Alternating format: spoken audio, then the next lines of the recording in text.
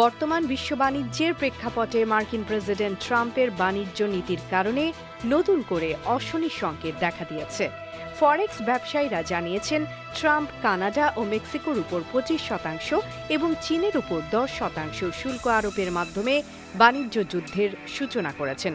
এই পদক্ষেপটি দ্রুতই একটি বৃহত্তর বিশ্ব বাণিজ্য সংঘাতের দিকে ধাবিত হতে পারে, যা বৈশ্বিক বাজারে অস্থিরতা সৃষ্টি করবে।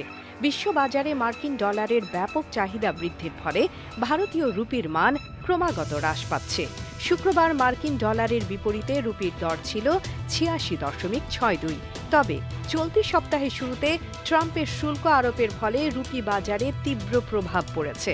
ভারতের রিজার্ভ ব্যাংক জানায়, 24 জানুয়ারি পর্যন্ত ভারতের বৈদেশিক মুদ্রার রিজার্ভ $5.574 বিলিয়ন বৃদ্ধি পেয়ে $629.557 বিলিয়ন পৌঁছেছে।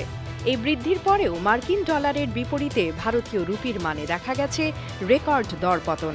সোমবার রুপির মান 67 পয়সা কমে 87.29 নেমে এসেছে। ট্রাম্পের শুল্ক আরোপের ফলস্বরূপ বৈশ্বিক বাণিজ্য যুদ্ধের আশঙ্কা দেখা দিয়েছে, যা ভারতীয় রুপির ব্যাপক পতনের কারণ হয়ে দাঁড়িয়েছে। ভারতীয় রুপি ও দেশের অর্থনীতি এখন এক কঠিন পরীক্ষার মুখোমুখি।